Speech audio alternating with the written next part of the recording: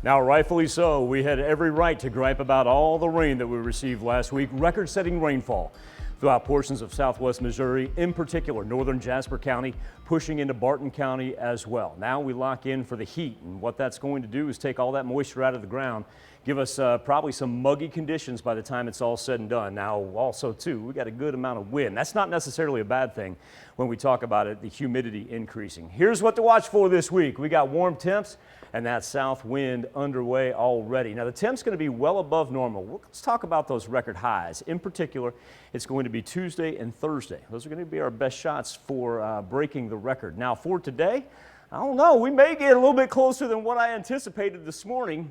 89, Joplin Regional Airport, our record high for May the 9th. It dates back to 2011. And over 7th and Rangeline, we now sit at 84. Got to remember, we've got a couple more hours before we hit our peak heating. So if we get to that 90, well, we'll start our record breaking just a little bit earlier. Check out that gust measured at 36 miles per hour. And with that dew point, yep, we're now developing about a 4-degree difference between the temperature and now we talk about heat index, what it actually feels like to the body when you walk outside. Highs of 87, that's where we've topped out right now in Sedan. Cooler temperatures to the east, just where we started that this morning, where we had really about mid to low 60s.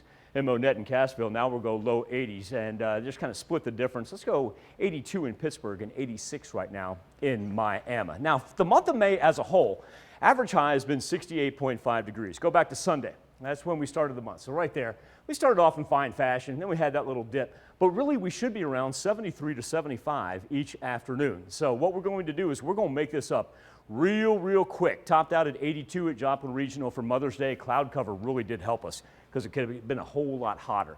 Now, despite the fact that our wind's sitting right now, look at that 45-mile-an-hour gust coming out of Martin Johnson Airport in Chanute. As we get into the middle of the week, this is actually going to back off a little bit. This will be our windiest day of the week, but it's not kidding around. So especially if you're going east-west, because remember, wind coming in from the south, you're going east-west, let's take Highway 400, let's take 126, 160, anything of that nature, even 44. High-profile vehicles, you've got to be very careful. But other than that, no weather concerns. We still do have residual flood warnings left over from last week. We talked earlier about the Neosho, which is now been isolated down to the Ottawa County area in between Commerce and Miami.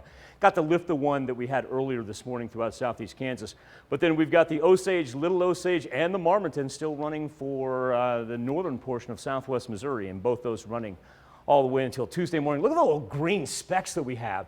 Indicators of flood warnings and watches, and that's from that same system that we had earlier. Do want to point out the yellow here, the green, all this, high winds, flooding, and even some thunderstorm warnings for the upper plains. That will be where the majority of our severe weather is for really the rest of this week. You can see where it's developing right there as the jet stream comes in, grabs that warm southwestern air, shoots it all the way up.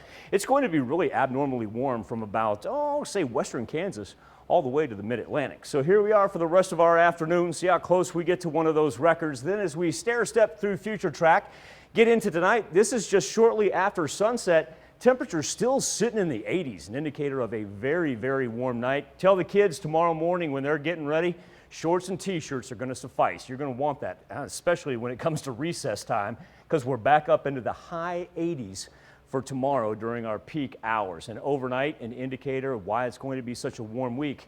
Temperatures just don't budge after the sun goes down. So the reason I put fair in Tuesday and Thursday is because those are our days where we could break some records.